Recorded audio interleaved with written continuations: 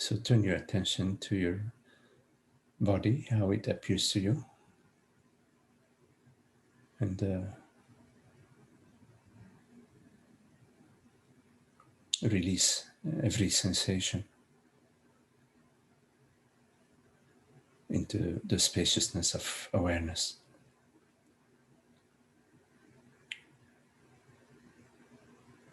Sort of sink into being, into the vastness, into the peace, into the stillness, the silence. But do so with your entire being, meaning invite everything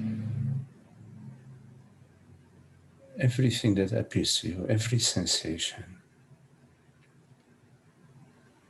to sort of relax, to be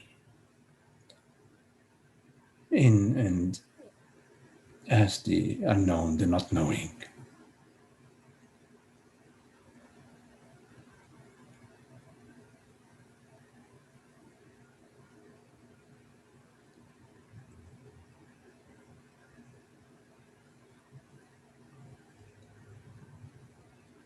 As if you are floating in a space that is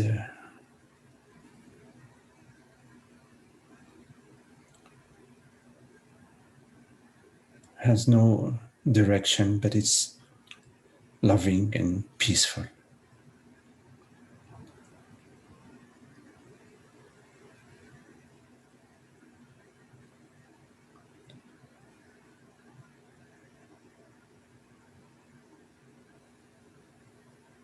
The words may be complicated, but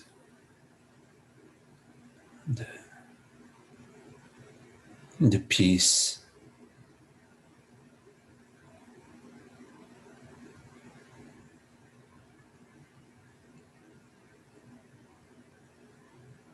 being is simple.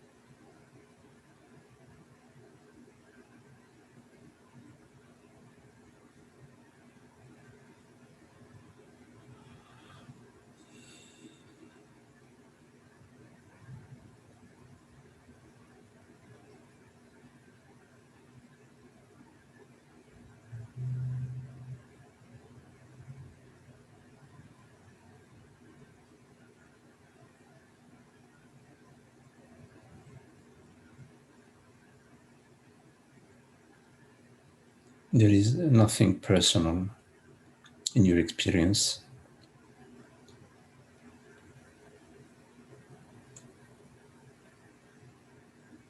Nothing that you do or you need to do to hear these words.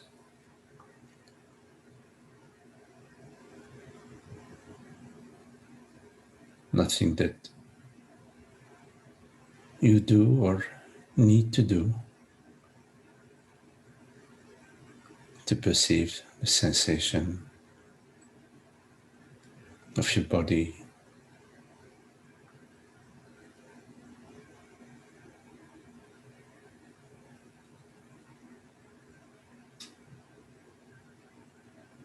Nothing that you do or need to do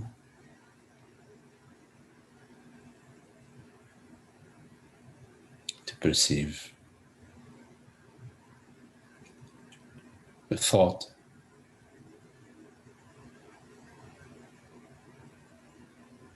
that appears to you.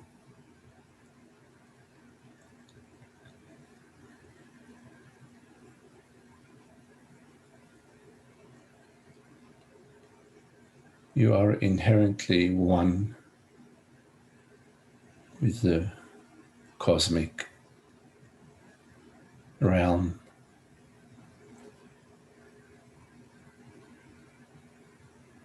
The life force within you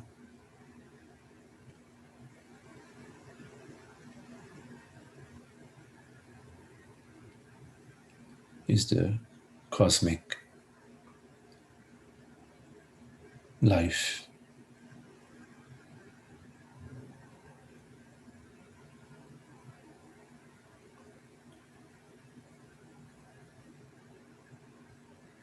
That permeates all universes.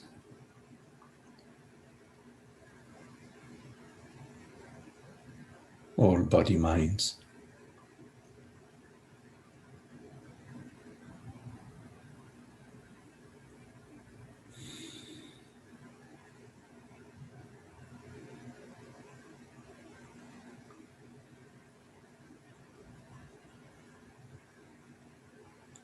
You are the infinite invisible.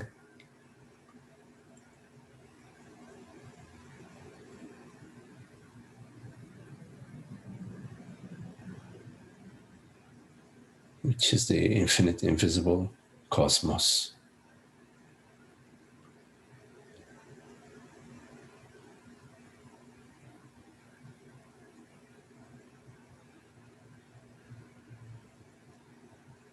The life force within you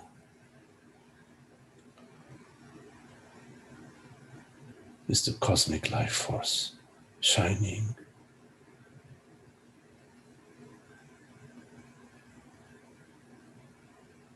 to you as I.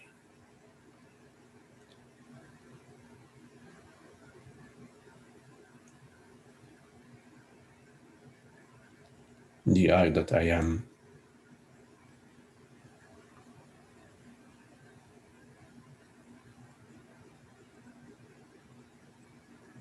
In the isness of the universe is one. The same.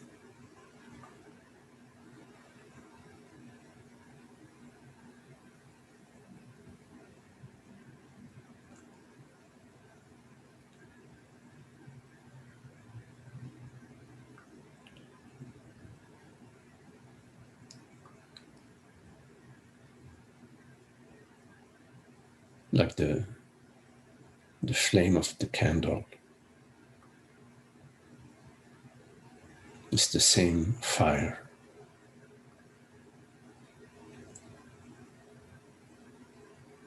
The same flame.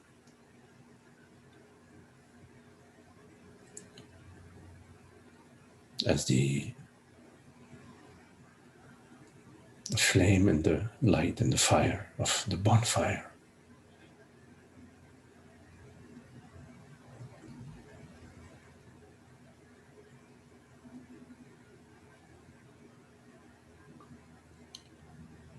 The light that shines through you is the same light that shines through the entire universe.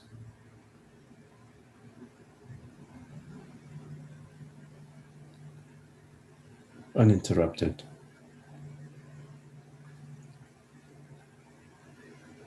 There's nothing that may interrupt it.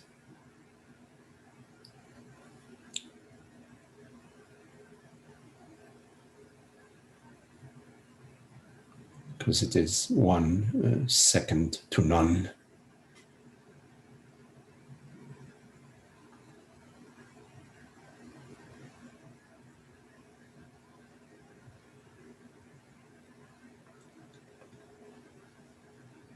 You know yourself as I,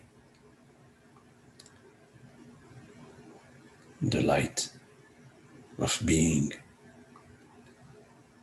of I, is the universal light of being.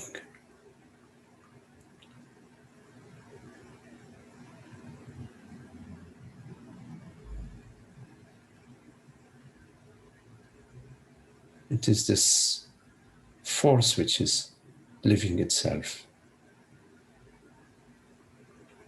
as this life, as my life.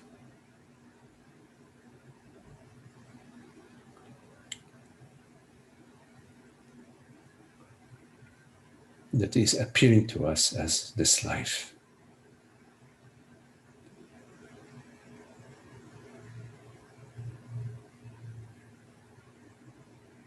Like in the ocean,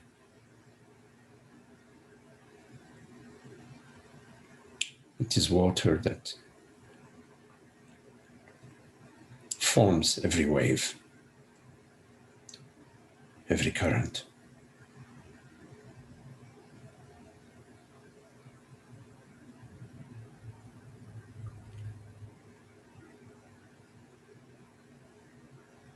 There is no difference between waves from the perspective of the water.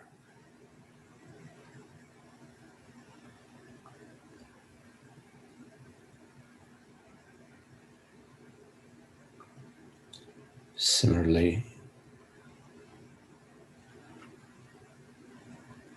there is no difference in I,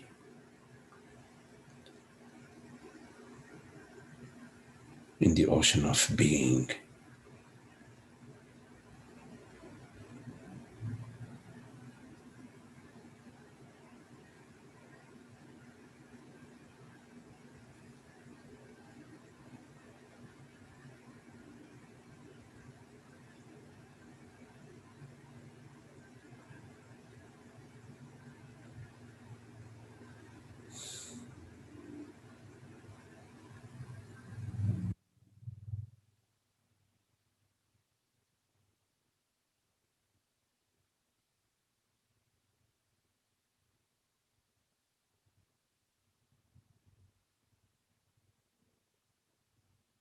Erroneously, we refer to I as me, this person, this body mind.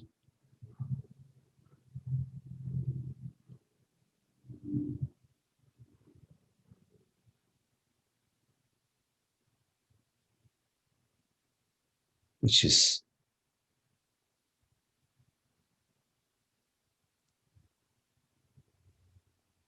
nowhere to be found.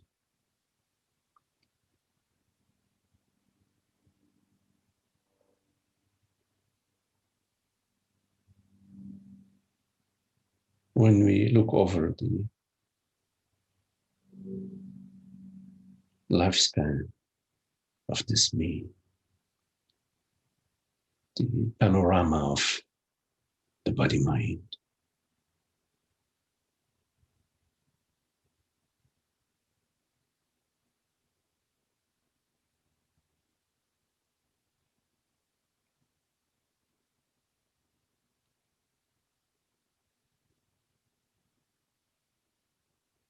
we don't find anything that's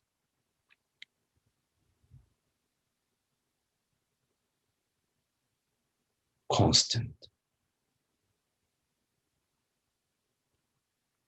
outside of that which is looking, awareness.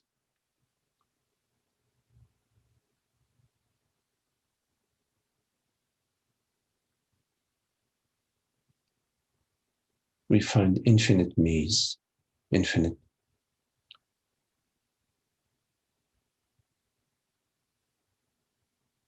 layers and slices of me, the 5-year-old, the 6-year-old, 7-year-old, 20 years old.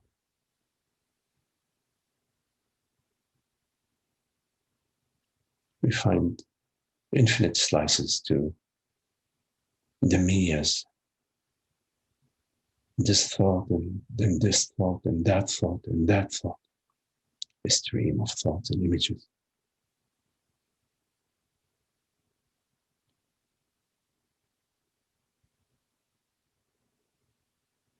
Which one is this? Which one is me?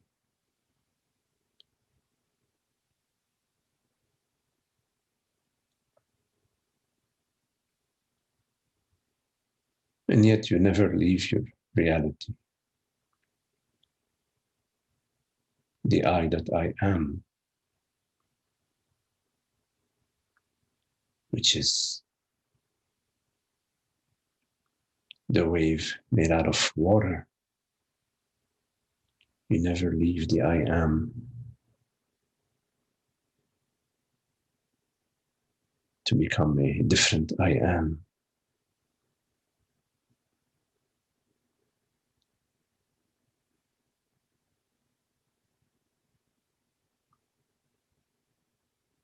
Presence, awareness.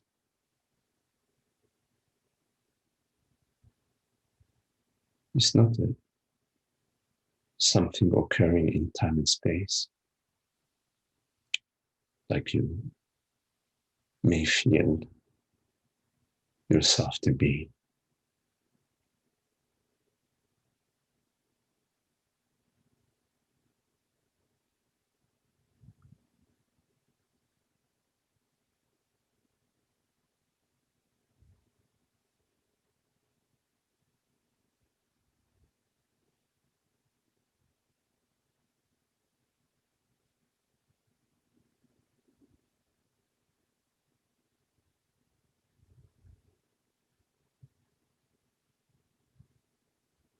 The light of awareness is never turned off.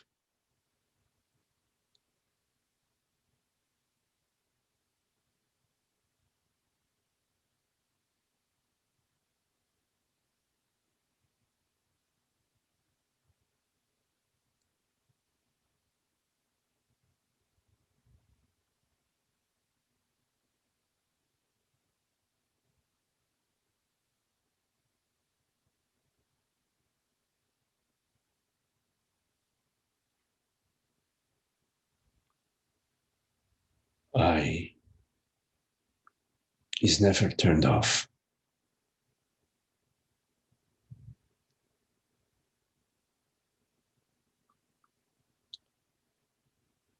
It is the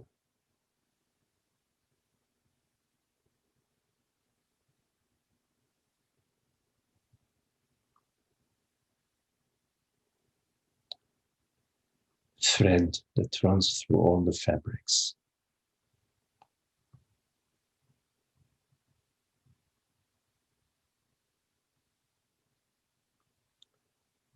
It is the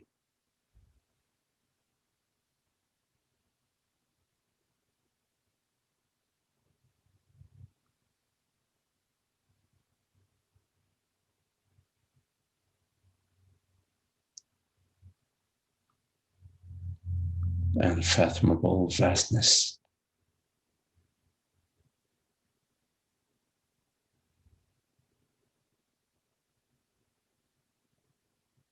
that nothing can augment or diminish.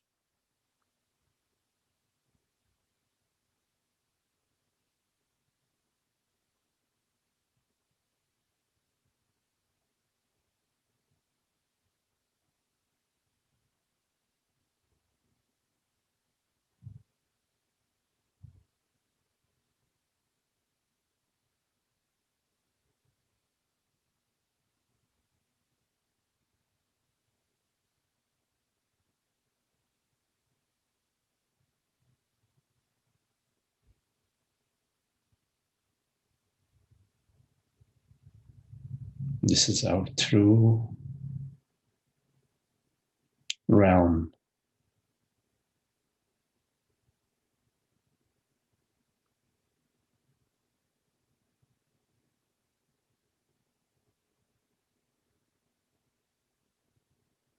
The indestructible,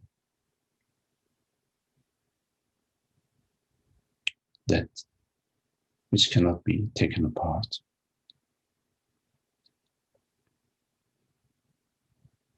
which cannot be harmed,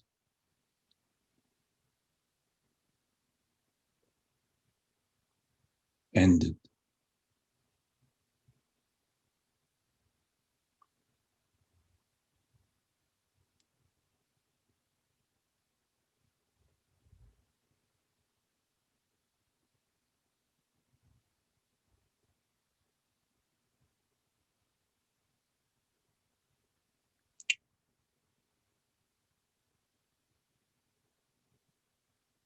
It is a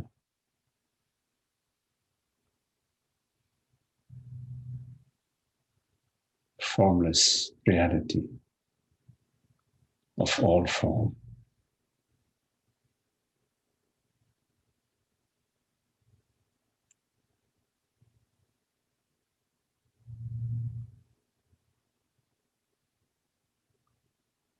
Like water is the formless reality of all waves.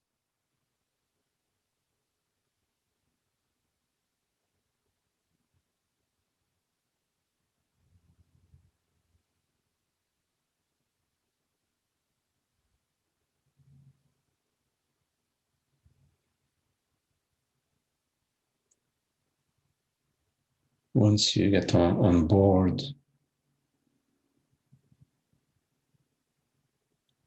of that stream,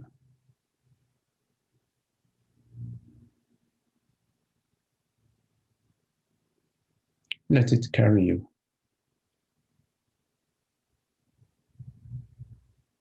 guide you.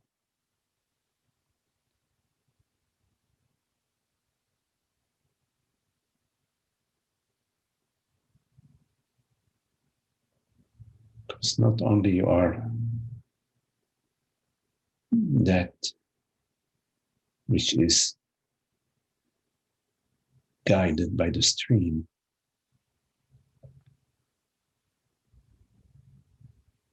but you also are the stream.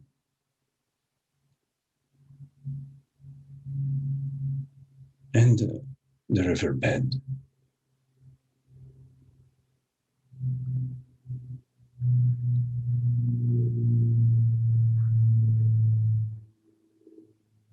And none of it.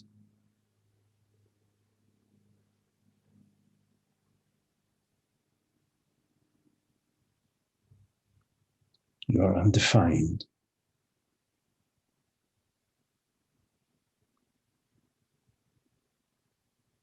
And yet, nothing is definable without you. You being the non-dual cosmic reality, the universal non-dual reality.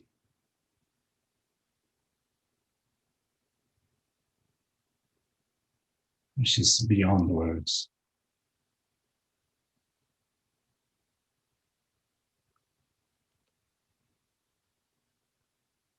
Beyond description.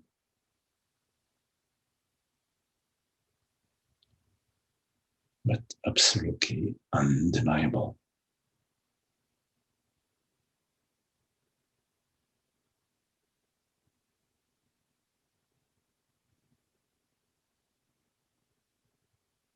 You know it as your very self.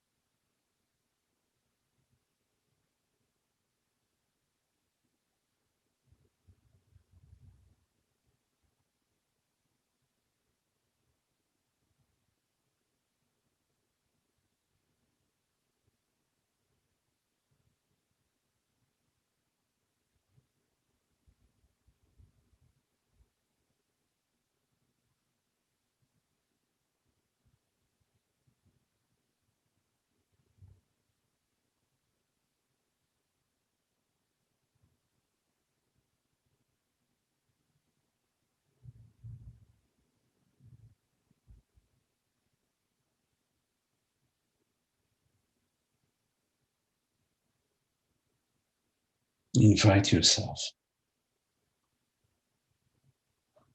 to occupy your entire experience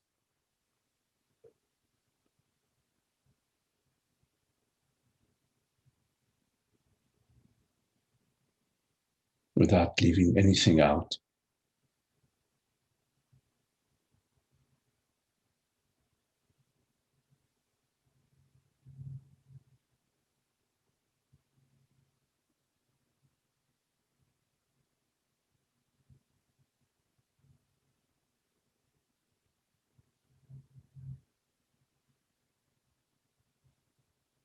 So that your experience is seamless,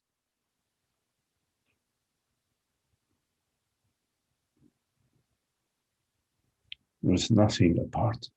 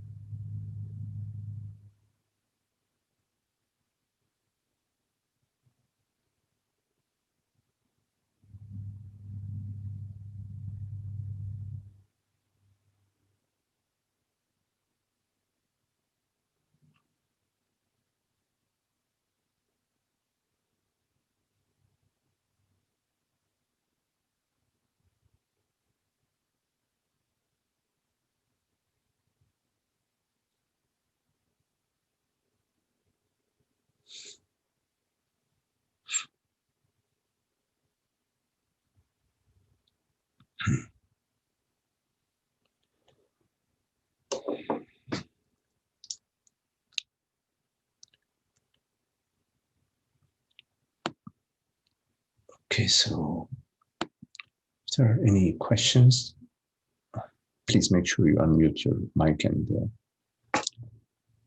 welcome to turn your video on. So any questions?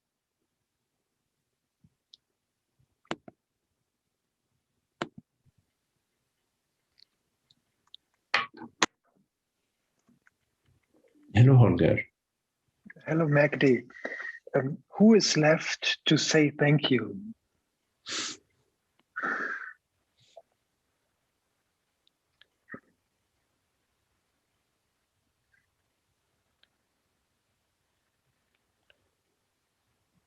It's no one needed to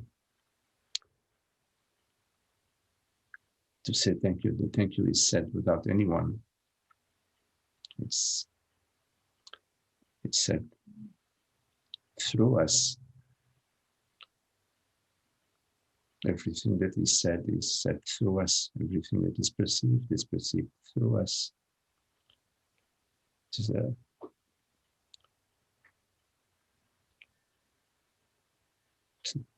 cosmic thank you. So, okay, John.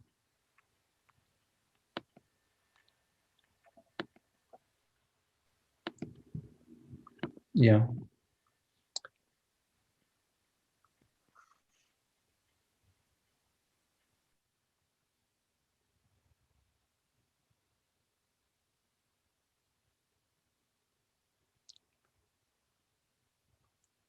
Once you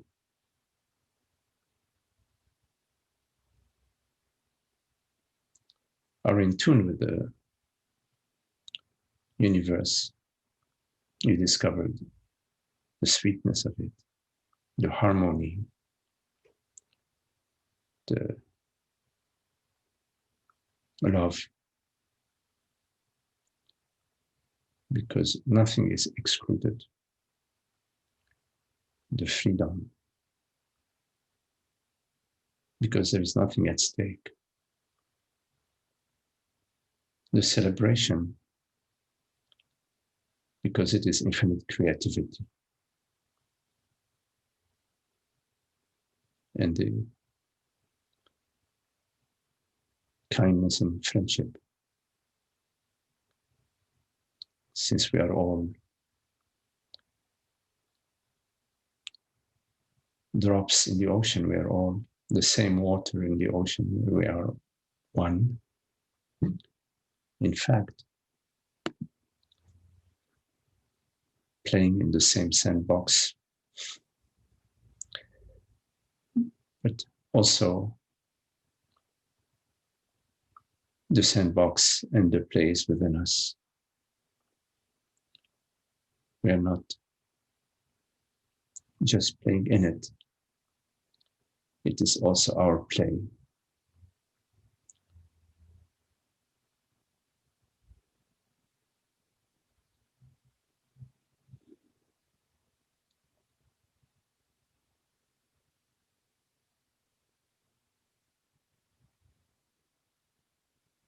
I think remember in the Zen Buddhist tradition, years ago,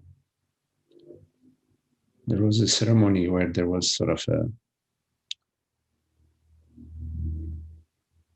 the teacher would hand to the student. They have that hierarchy in the Zen tradition. But there is one saying where it goes from no hand to no hand, from no one to no one, from no hand to no hand. As they're passing, they have a lot of rituals. But I like this, from no hand to no hands, from no hands to no hands.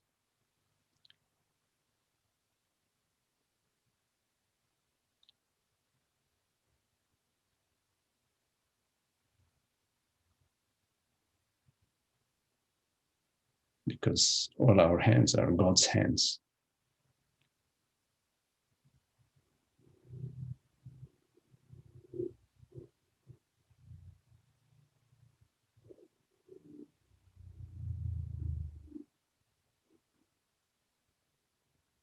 It's one breath.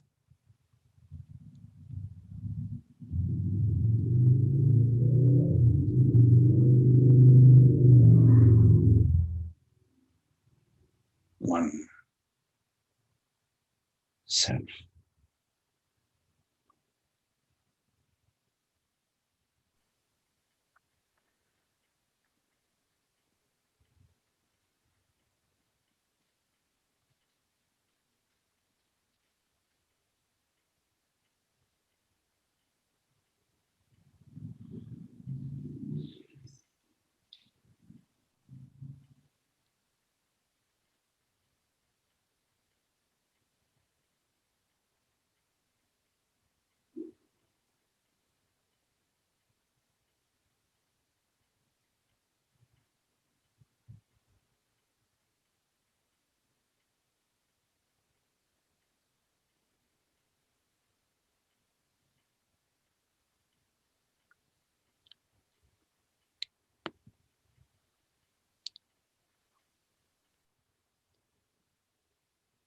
So the question is, how can our hands be God's hands when God doesn't see separate beings?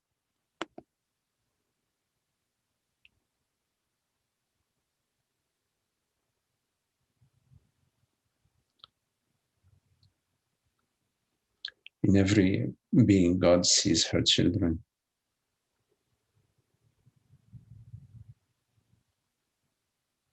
Sees her creation, and sees herself.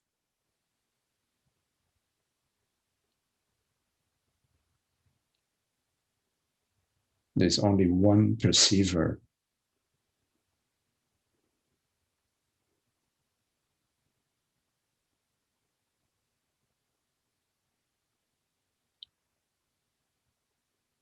One light. But the sunlight shines onto different lakes, different rivers, different ponds, upon the trees, upon the moon. But it's one sun.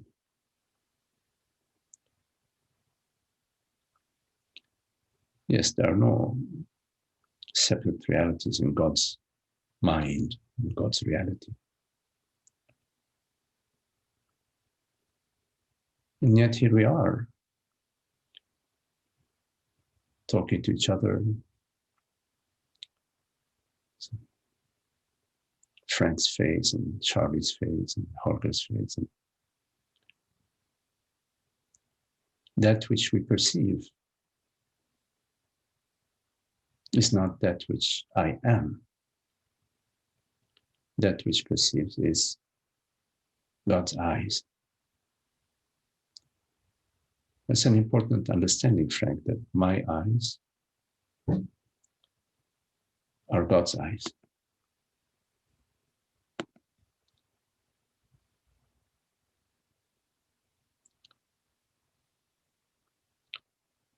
That which perceives is not the body, is not the mind.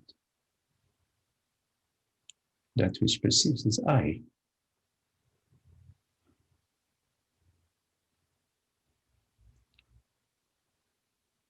I is neither male eye, female eye, tall eye, short eye, an eye that's born in 1920 or an eye that's born in 1980.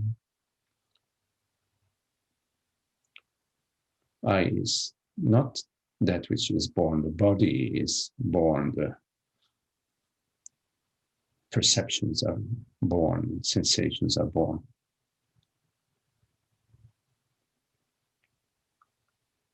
God is not born. Consciousness is not born. Awareness is not born. The non-dual cosmic order is not born. It is. And you know this order. You know that reality as I. Because you refer to yourself as I beyond any doubt. You never confuse that. When you go to the store, you call me, say, hello, Magdi. Joey went to the store? No. You say, hello, Magdi, I went to the store today.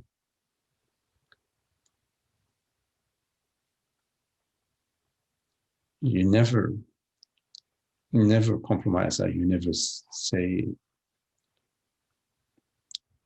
when you have a toothache, you don't say Johnny or Jimmy or Bobby has a toothache or Maria has a toothache. You say I. In fact, I don't have a toothache. I perceive the toothache.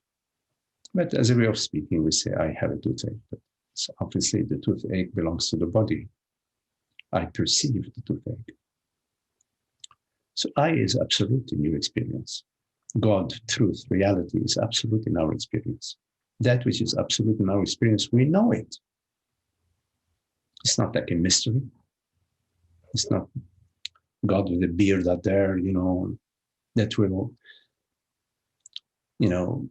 sift the good ones on the right and the left one on the bad ones on the left. No, we have absolute undisputable evidence and knowingness of I. I know I am. Yes, your direct experience. Your direct experience. I am aware is your absolute direct experience. Somebody could chop off your arm. You will be aware that there is one less arm to this body. The I awareness is beyond any question. And that I that you know yourself to be is not your personal I. Your car is your personal car, your house, your whatever. But the I is not a personal I, is the I that you know is that awareness, which is the cosmic awareness. It's not a personal awareness. Anything personal requires some activity. What activity do you perform to hear these words? Or to be aware that you're aware? What activity? God does no activities. God is, truth is, reality is, absolute, indisputable isness and awareness, knowingness.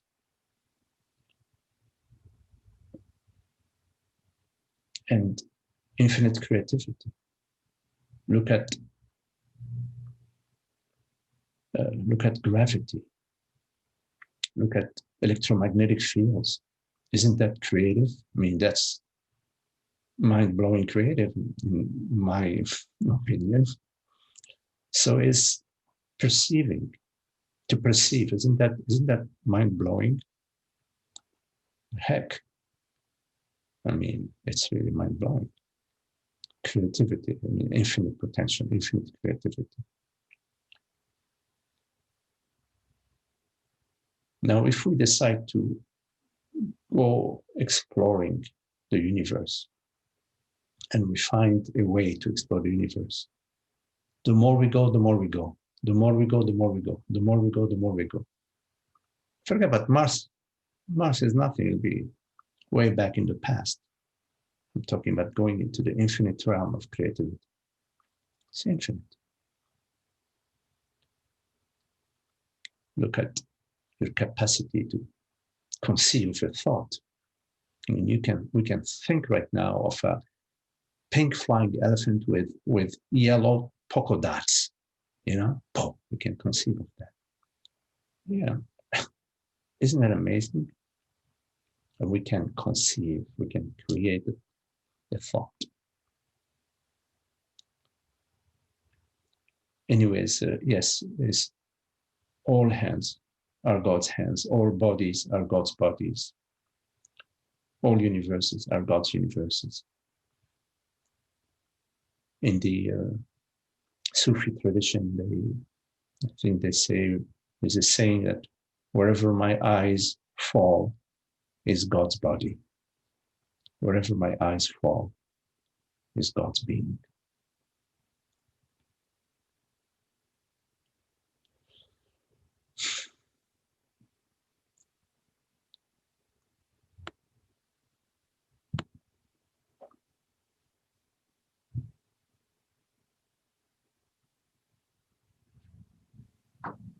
Magdi, can I ask you a follow-up?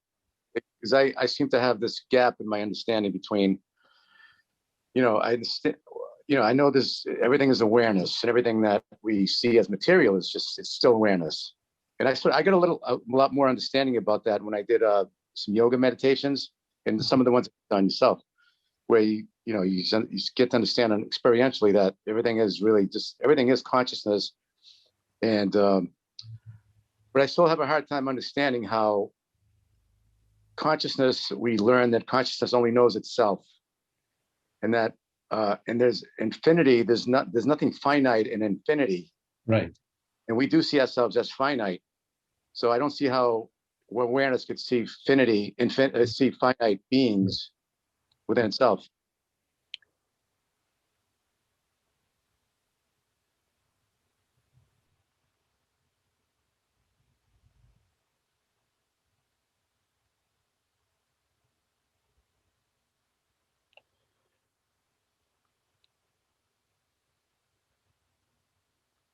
Let's say that you imagine yourself to be a pink flying elephant in your night dream, for example, and you perceive yourself as being a pink flying elephant.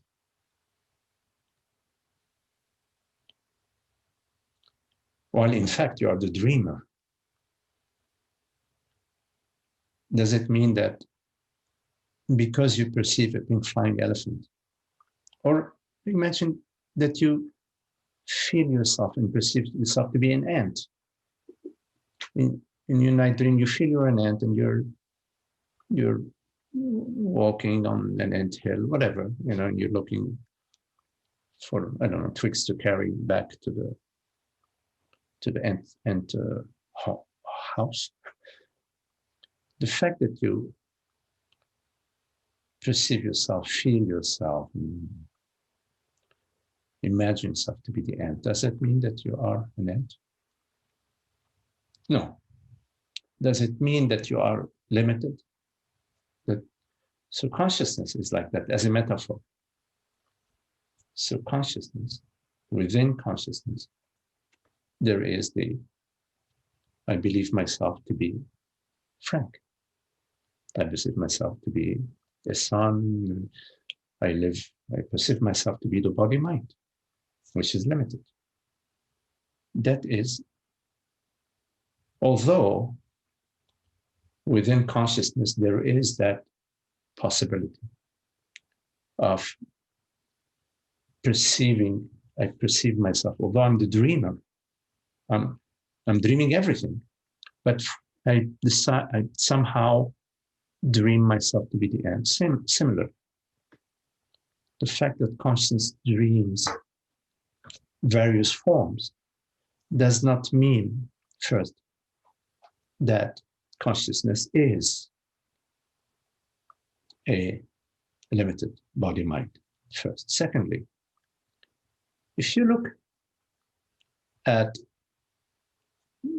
the belief and the feeling that you are a limited self,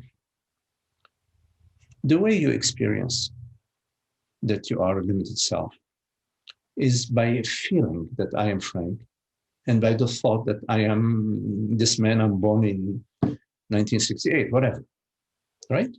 So in other words, your experience of being a limited body-mind is nothing else but the perception of a thought or thoughts and sensations or feelings, right?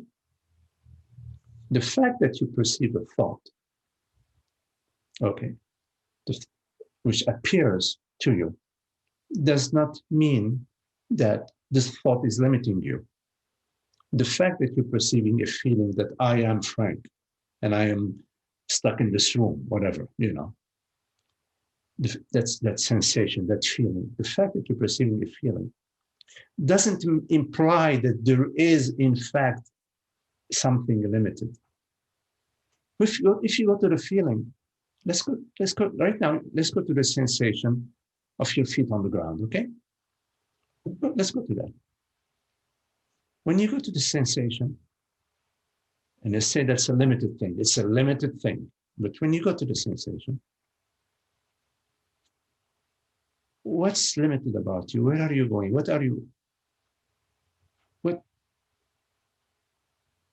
Where are your feet right now? Where is the ground, the floor right now? In the sensation, where? What is that line between your feet and the floor in the sensation? Where is it? Where is it? Because for there to be something limited, there has to be some sort of line, and this is the foot, and this is the floor, and they're limited. So the fact that you're perceiving is a feeling of limitation does not mean that, in fact, there is a limitation. If you look at your perceptual field, Frank, your perceptual field, this moment, is somehow including the entire field. It's not like, oh, well, I'm perceiving this, but not, I'm perceiving the computer, but not the table. It's one whole, just focusing on perception. Because of course, there's much more to consciousness and perception. But if you look at perception, it's true that it makes sense to say, this is the table and the computer is sitting on the table. And, you know, if here is the pen. And if Tara tells me, Magdi, can you pass me the pen? I'm not going to pass her the whole freaking room. I'm going to pass her the pen. Right? It makes, the limitations of language, the structure that we utilize in the synoptic representation of the world has a function, and this function is a cosmic function. We have not decided to structure the brain and the mind, we meaning the human the great human intelligence. We haven't structured, we haven't created the brain and the way, all of that is somehow arising to us. The thought of, oh, wow, you know, maybe we could do a veneer and instead of wasting so much wood or whatever, I'll just use compressed wood and I'm going to put a veneer on the table and it still work. Suddenly there is a veneered table. Okay, somebody thought of that. Where did that thought come from? It appears as part of the entire order. It's like looking at the ocean and say, wow, look at this wave. Where did this wave come from? This particular wave, it's how it rose and how it did. Actually, I saw once a series of photographs by this fellow who has an underwater camera, and he takes pictures of waves in the water with the waves. I don't know if you've seen that. There are some really fantastic takes on the just as mind-blowing photos of the so you look at the wave arising. Where does it arise from? It arises. It's part of the entire realm. It's like the pink flying elephant in your dream, or the ant in your dream, or the whatever you dream. Where does it arise from? Out of the dreamer's mind. And where is the dreamer's mind arising from? It's part of the entire order. This moment right now, we're intimately, I mean, the intimacy of zero, interconnected with the entire realm, of the entire cosmic realm. Can you imagine our realm right now? We're going to somehow, some other power is going to come and remove 4 galaxies. Or they're going to remove, they say, oh, there are too many galaxies here. We're going to remove 1 galaxy. They won't even notice. I bet you remove one galaxy, there's going to be some repercussions. Because it's all one order. Anyways, coming back to your question about limited, limitation is a mind impression. And it's useful to a certain degree, but it's not useful when we identify ourselves out of the, somehow we say, well, no, there is something, yes, there is all this, but it's also a separate reality, which is called me, this personal consciousness. There's nothing personal about consciousness.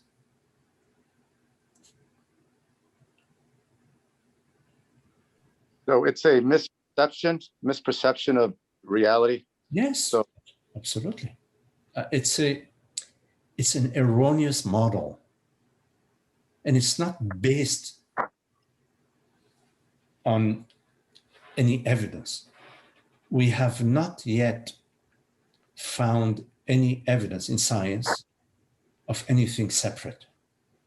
We have all sorts of formulations and models, but there has not yet been any evidence of anything actually separate. We called matter, or called whatever you want to call it. It's work in progress. I do that meditation where we close our eyes and you realize there's really no boundaries to mind, right? Yes. There's still a big part of me that says, oh no, there has to be, because I can't totally grasp it. There's something that's always bringing me back to say, no, it ends at the cranium. Like the mind ends at the cranium, and it doesn't go outside the body and all that stuff. Yes. Which doesn't make sense either. But the other way, it's like, I just can't seem to grasp it, really hold on to it. Right. Right now, if you look at your cranium, okay, say like, my mind is inside my cranium. Let's say because your cranium, there are 2 craniums. There is the theoretical cranium, which we study in the book when we were in school, cranium and all of that. But there is also the real cranium. The real cranium is part of this body, right? So if anybody should know about my cranium, it should be me. Right? It's part of me, right? You agree with that? Yeah, I think so. Yeah. I mean, it's your freaking cranium. I mean, Right. so if you go to your cranium right now, where do you go? Where do I go? Where do you? I mean, go to your cranium because you have a cranium, so you go to your cranium. Well, when I said cranium, I was thinking of like the head. You know, Yes, the yes, actual. I understand. I understand. I know what cranium. I mean, so I'm not even sure now. I think it's the head, right? It's like the cranium, the bony. yeah, the skull. The bone. You know, right. So when you go to the cranium, where do you go?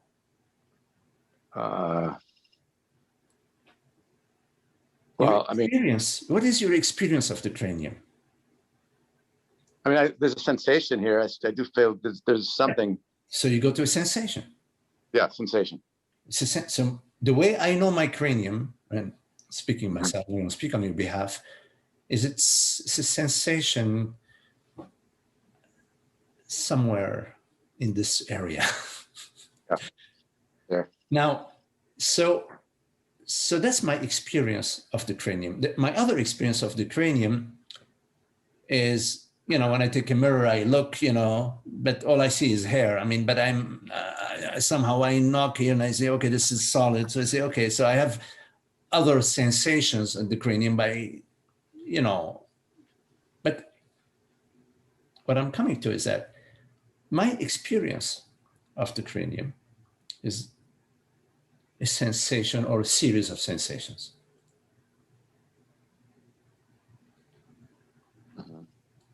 So if that is my experience, and for now, up to now, I don't have any reason to doubt it because it's my intimate experience, then the model that you're presenting, that the mind is inside the cranium, when I hear you say that, what I hear is that the mind is inside the sensation. All I did is I replaced the word cranium with my experience of the cranium, sensation. When I hear you say, Magdi, the mind, I'm experiencing the mind, I feel the mind is inside my cranium or something is inside my cranium. The way I hear it is, I hear somebody saying the mind is inside a sensation or a feeling. And that makes no sense to me. Because a feeling appears to me. When a feeling appears to me, it's not like I look and I see inside something inside the feeling. Mm-hmm. When I open my shoebox, I find something inside the shoebox, you know, a pair of shoes. But when I look at the feeling, up to now, I haven't found any possibility, theoretical or actual, that I'm going to find something inside the feeling. It's food for thought. So you are right in one point that I think you're maybe implying there, Frank, is that we cannot have any evidence that there is a brain inside, or excuse me, a mind inside the skull or inside the brain, because inside the brain there is a whole. First, it's a great thing. If you open the brain, you mess it up already. But if you open the brain, you don't find a mind. You will find, when you study the brain, you find there's a lot of activity. But if you study the heart, you find a lot of activity. And if you study the stomach, you find a lot of activity. If you study the spleen, you find a lot of. But it's different. Didn't they used to believe that the mind was actually in the heart at one point? I think there was the belief way back that the heart thinking was actually in the heart. I think I may have heard that, I may have not heard it. So I understand that this is a belief that we have, that there's mind in the brain, but I don't know. Before we get deeper into this question, we need to define what we mean by mind. When you say the mind, what do you mean? Thinking, I guess, thinking and intelligence. thinking and stuff like that? Okay, thinking means a thought. Thought appears to you. Now, if thought appears to you, it appears in awareness. Now, when you say thinking, what do you mean by thinking? Because thinking is a verb. And when I hear the verb thinking, I see an activity. It's an activity. And when I hear thinking as an activity, then there is somebody doing this activity. Does that make sense, what I'm saying? Mm-hmm. So when you say thinking, who you're assuming there is a, say some more about thinking. Well, like thoughts about, okay, like I'm in bed, so now it's time to get up. So that's a thought. Like now it's time. If thought appears to you, yeah, no, I'm not disputing thought. I'm talking about thinking. And, yes, thoughts appear to me. Like for example, today is a Saturday. It's a thought. It just appeared to me. I perceived the thought and I share it with you. Hey, Frank, today is Saturday. My question is about thinking. When you make it a verb, that means there is somebody doing the thinking. Mm-hmm. In my experience, I used to have the belief that, oh, I'm thinking. But when I looked at the I that was thinking, I didn't find it. The only thing I found when I looked at the I found the I that right now is hearing these words. The same I that over there, where do you live, Frank? I live in Boston, area. In Boston? Oh, yeah. So this is the same I in Boston that is hearing these words, the same I. I didn't find any thinker. Mm-hmm. So that's why I use the noun thought. I don't use the verb thinking. Sometimes I do, but in a certain context. So coming back to thought and the mind. When we say the mind, what are we referring to? Because if we talk without understanding what we are talking about, it's possible that we will never understand each other, because I'll be talking one way, you'll be understanding it differently than when I mean it. Well, Magdi, one quick thing here. Like we know that from experience that if somebody has an operation on their brain, it'll affect thinking. It does affect thinking. So we know that there's some kind of correlation. Yes, absolutely. If you have a crack in your screen, your computer screen, you're going to see different images,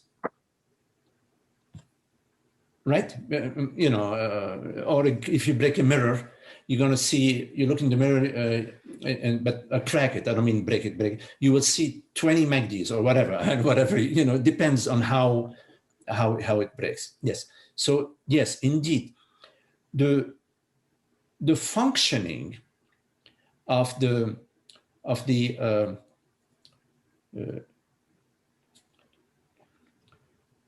what you perceive, the content of your perception, what appears to you, is dependent, is interconnected with the system, with the machine. If, for example, God forbid, you're blind or blind, the apple that you used to see before, this red apple you see before, now you don't see it anymore. So the perception, whatever you perceive, whether it's a thought, a feeling, a sensation, a perception, whatever it is, is interconnected with the system, with the body, mind, and also you cannot see an apple, the red apple, if I eat it, right? Just the very fact that here's the apple, you see it, I mean, metaphorically, and now I ate it, you don't see the apple anymore. Why? Because the apple, your perception, and my eating it are interconnected, right? If we live in a village, And we have all sorts of experiences, thoughts, perceptions. We're partying, we're working, we live in a village, and next to a volcano, and the volcano explodes, and the whole village is buried in lava. I lost your image. Oh, yeah. Yeah. And the village is buried in lava. And we used to, play basketball together. And our playing basketball together is we're not going to play basketball together again. I mean, yes. So yes, if you do something with the brain, whatever you do with the brain, is going to affect the field of perception, the experiences is going to be, in some cases, drastically changed. And in some cases, not so drastically changed. It depends on what you do,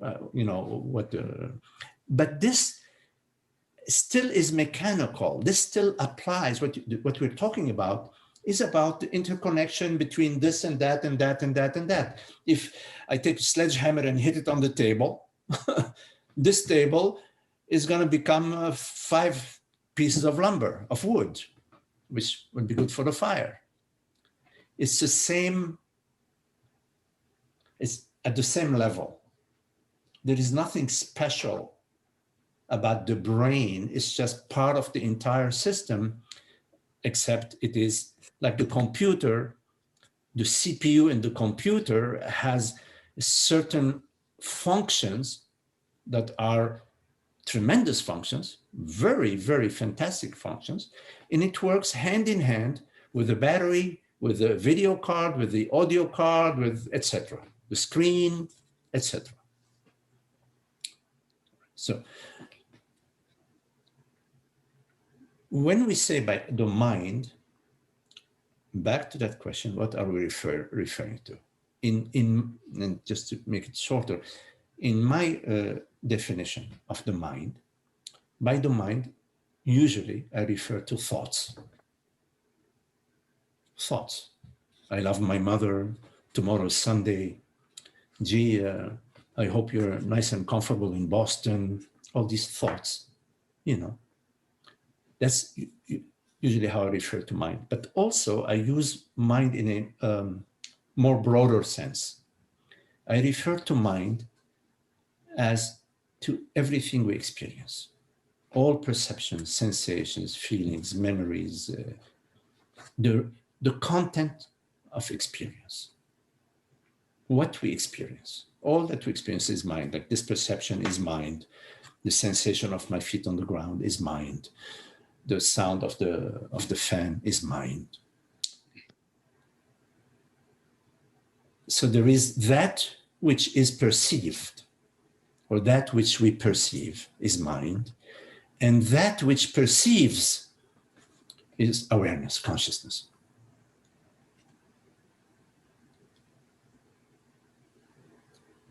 That which is perceived appears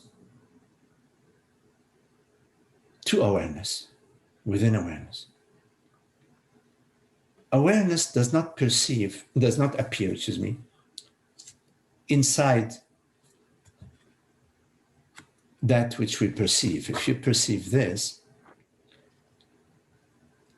appears in awareness.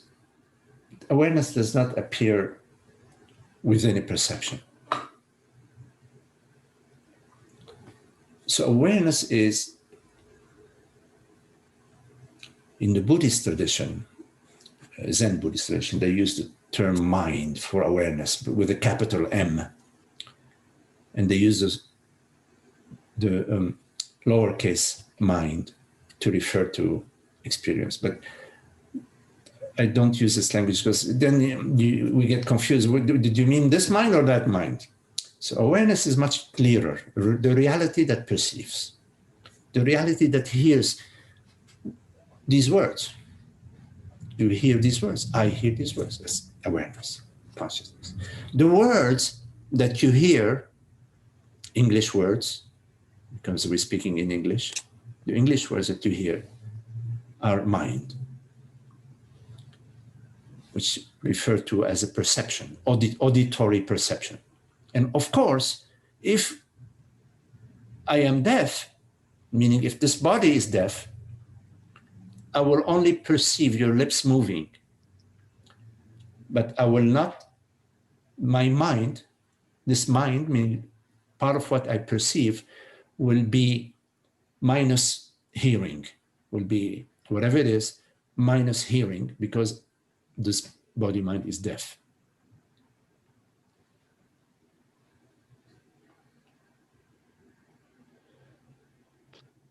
A lot to chew on there, Maggie. Oh, go ahead. Awareness is not defined by the mind. In other words, awareness is not defined by that which it perceives. You can close your eyes right now and shut down all perception. But that doesn't shut down awareness.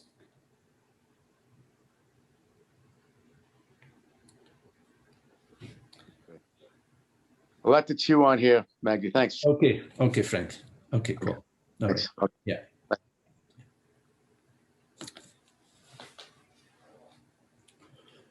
So, any questions?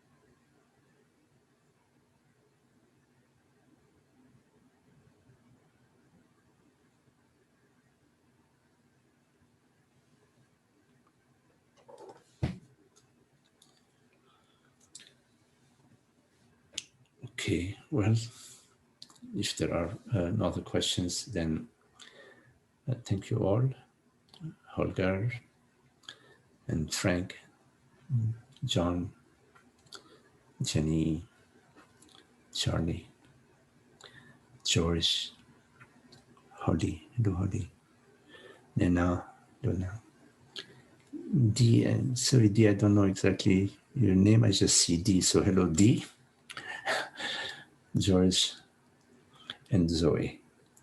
Lovely to be with you all. Thank you. Okay. Thank you, Magdi. Thank you. Thank you, Magdi. Thank you.